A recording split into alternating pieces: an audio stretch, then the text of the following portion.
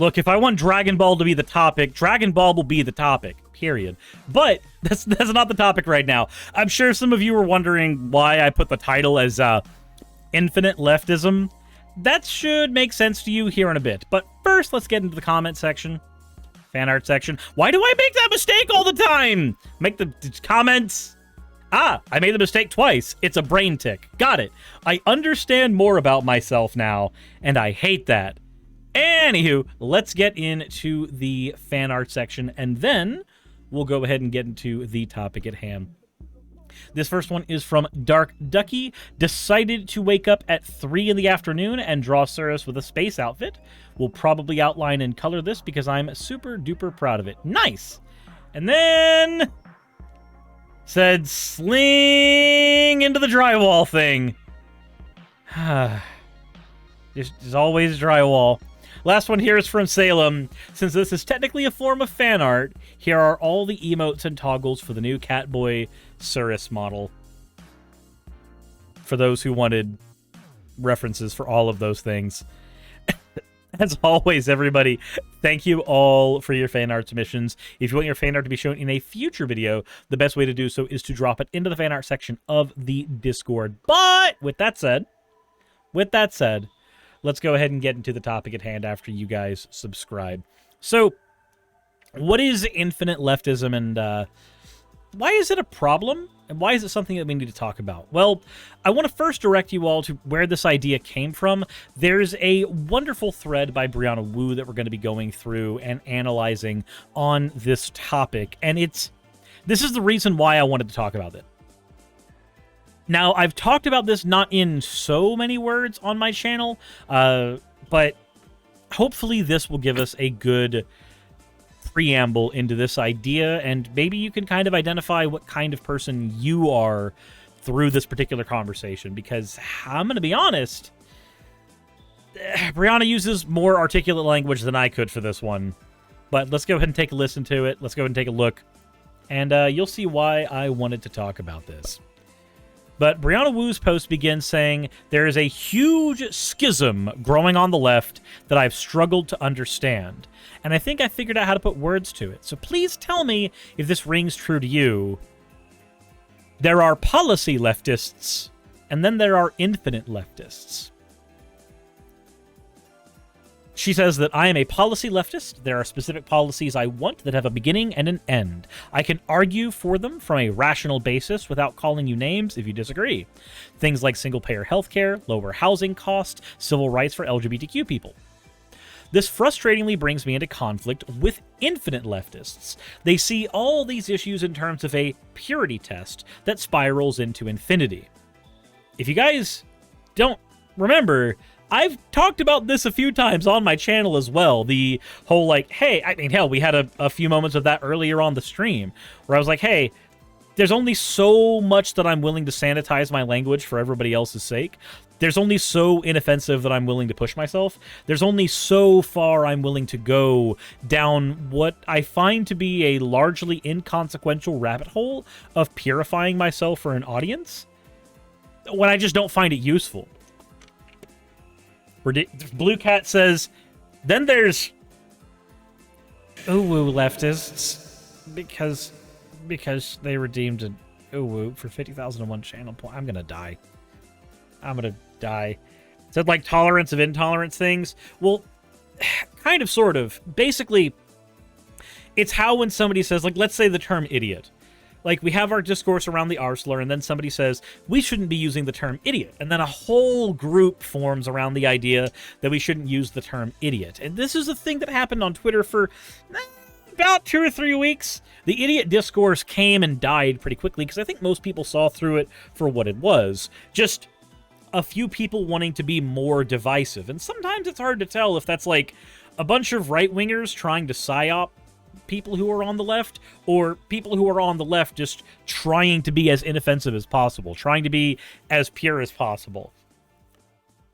So Dunaboyo says, what? No, really, what? So much like the R slur, idiot was used as a medically diagnostic term to refer to somebody who had a particularly low IQ. Like, because it has a shared history with the R slur, there was legitimate conversation about whether we should call idiot a slur as well, in the same vein, with the same impact. And I understand the thought process behind it. I understand why people would want to do that, but there is a point where you start going, are we not offended by these things, but we are trying to be more offended by these things because we feel like we should be more offended by these things? Like, if we're already not, as a unit, if we're already not that offended by those words, then we don't need to be fighting to be more offended, to be more fragile. We don't need to do that. So what are we going to call the idiots then? We'll call them idiots. Simple. But let's continue the thread itself. She said, this brings me into conflict with infinite leftists. They see all these issues in terms of a purity test that spirals into infinity. You start with one issue, and you have to ride it ever leftwards. And if you ever stop, you're a moral monster. She says, like, for an infinite leftist, single-payer healthcare should be universal healthcare. But actually, that's capitalism, so nationalize it. Actually, the medical establishment discriminates against trans people, so informed consent for all medication. Actually, why take hormones at all? Gender itself, and then you go on and on and on. And then suddenly you're not actually talking about anything that helps anybody anymore. Now you're just stuck in theory.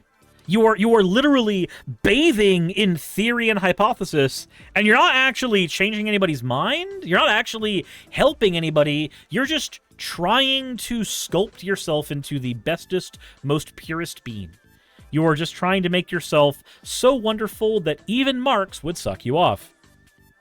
So part of the spiral was entering in the zone of bigotry.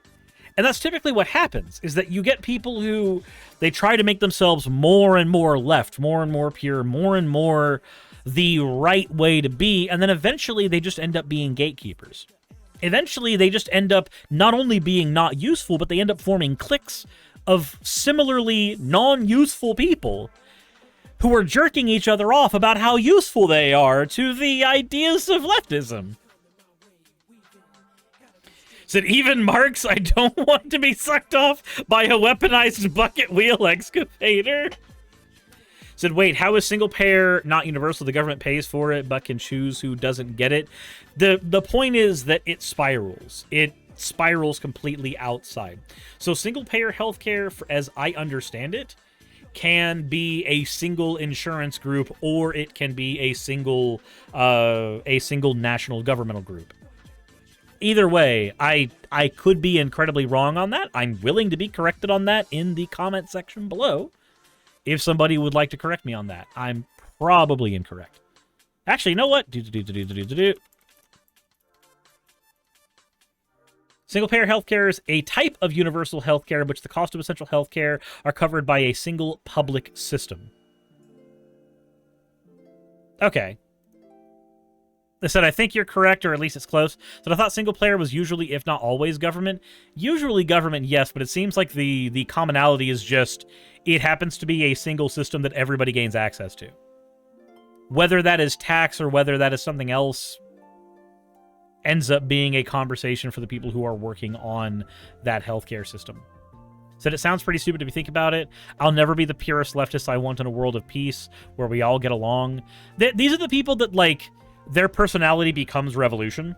This is why I've pointed out that it's okay to be an anti-fascist, but it's not really okay to make that your identity. Because when your identity becomes constantly juxtaposing yourself to the things you're against or the things you hate, the minute you don't have an enemy anymore, you just become a rebel without a cause. Like, what are you then?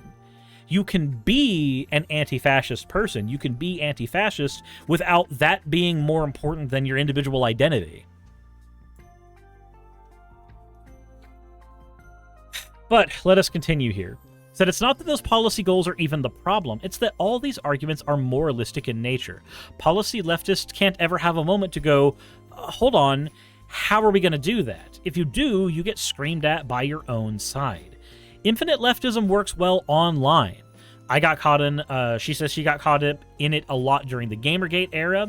But when it comes to actually getting policy passed, it's cancer. It trains people to expect utopia with none of the compromises needed in a democracy. Which, let's be fair, that is something that a lot of people don't realize online. It's one thing to piss and moan and get angry about things all the time. I do that literally as a job. But it's one thing to do that. It's another thing entirely to ask yourself, wait a minute, hold on. How are we going to accomplish that? So, for instance, I can say unions are good. We should have more unions. Unions are wonderful. But we have to ask ourselves, how are we going to make that happen? And unless you're willing to come with a step-by-step on how to do so, then it's just speaking into the void. Not everybody needs to come up with those step-by-steps, but we get ingrained in this normative idea of how the world should be, and we don't actually talk about how we're going to get the world to where it should be. It's like people who wax lyrical about revolution, and then they don't want to talk about violence. Like, the violence is literally part and parcel to the revolution part. Like, if you want to have a revolution, you're gonna have violence. That's gonna be part of it. There's no real way around that. But people like to glaze away from that. They like to sugarcoat that particular bit of that conversation because, well, that part's hard to think about. It's better to think about the utopia that you're going to have after the violence than talk about how you're going to do the violence, or even worse, who the violence is going to get aimed at. So do the adult thing and separate your politics and your ideas. Politics are for what you're willing to work on and compromise for. Ideals are the world you want to make and the morals you want to live by. Yeah. Like, politically, I'm a socialist. I believe that we can get to a point where workers own the means of production by and large, as opposed to giant megacorporations with faceless owners. Like, I believe that is possible. Maybe not within my own lifetime, but I believe it's possible. I don't really believe that we've even began development on the technologies that would be required to create a communist utopia. Though one like the one that we see in, say, Star Trek would definitely be an ideal that I have. Like, yeah, that's an ideal society that I would love for us to strive for. But we haven't even begun the first steps into making that type of society, nor do I think that's even possible because we just don't have any of the means to alleviate scarcity in all of its forms in the way that would be required to do that. My politics are socialism. My ideal might be communism. I think it's perfectly reasonable to separate those two.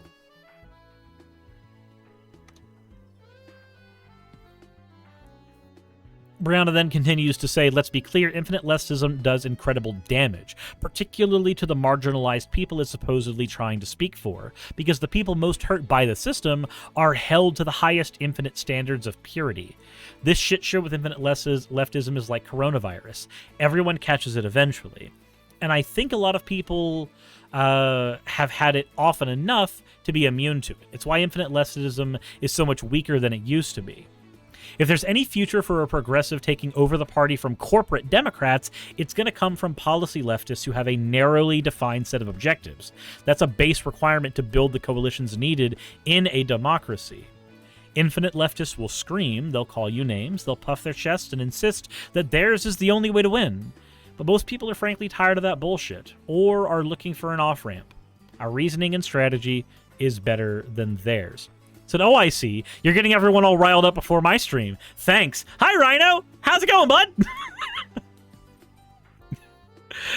Jesus Christ. But the entire point there is that you have people who are focused on policy and ways to actually get shit done in government, and then you have people who have an ideal, but they don't even want to strive for the ideal. They either don't know how or simply won't. A combination of being too lazy to, or what was the way that Seth Andrews put it? Slacktivism? Yeah, slacktivism.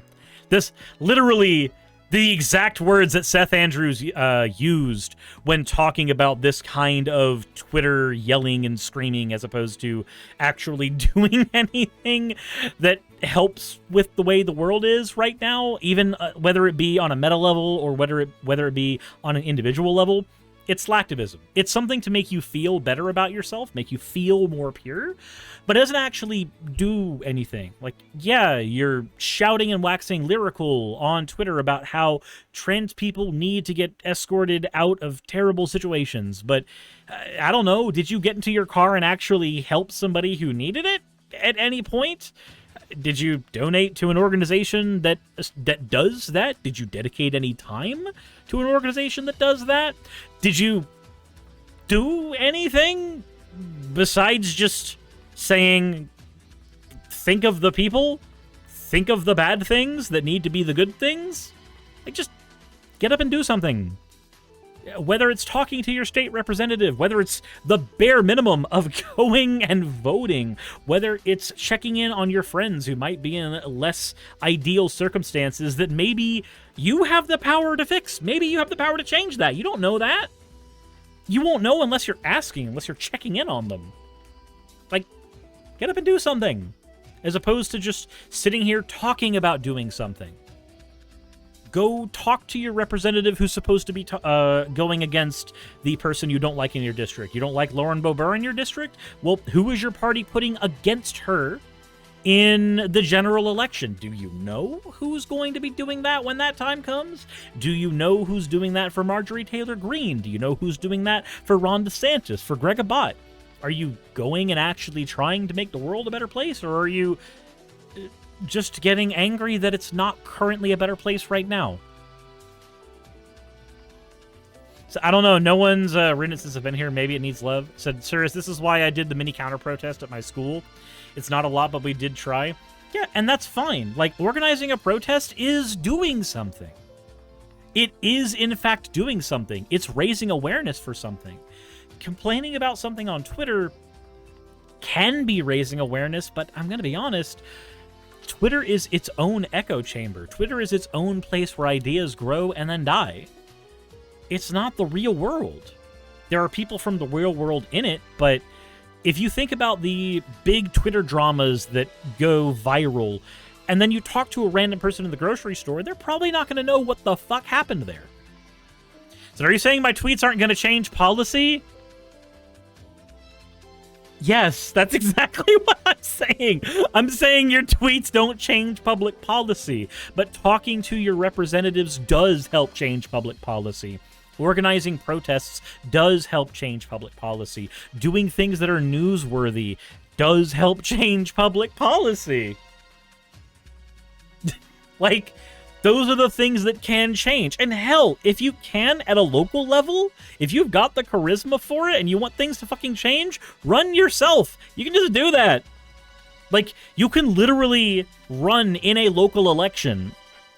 Talk to people who are around you, get somebody who you know to make a really catchy flyer and put yourself up on, like, the Board of Education or some shit. You can do that. There's little things you can just do. Find the things that you don't like that you can control and work on changing those, as opposed to just complaining about them on Twitter. Suris for Pres when? I do not want that. I do not want to be president. Just no. Not that I could even get even close to that ideal. I couldn't even get anywhere near that office. Anubian, thank you for gifting a tier month 1 sub. Or 1 month sub. A tier 1 month sub. Wow, I can't speak. To Rhino. Jesus. Now he can use all my cringy emotes. Said good. The best leaders are the ones who don't want the position. That doesn't mean give it to me. I don't want that. Said if don't you need government work experience to run for any government position? No, you don't. That's the funny thing about elections. It only matters that you get elected. You don't need experience to get elected. It's a popularity contest. Play that game and you can win it. Especially at a local election. Do you know how many people just don't run for local shit?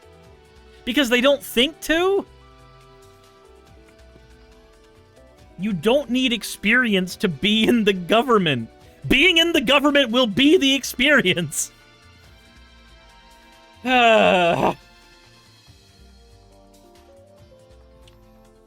Said as long as you can get at least 20-something% of the popular vote, you can be U.S. president. Depends on where you've got the, It all depends on where you've got the swing states. So if you don't want president, we need a prime minister up here and candidate. No.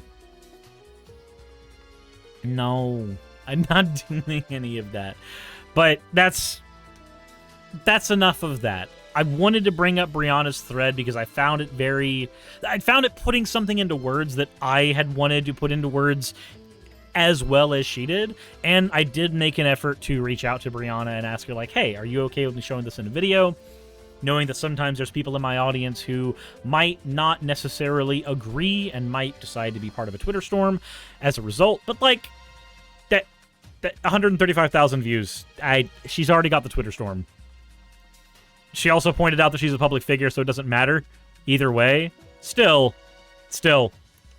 But this is where I want to throw back to you guys. What do you guys think? Do you think this dichotomy between policy leftists and infinite leftists is even a real thing? Do you have any opinions on it?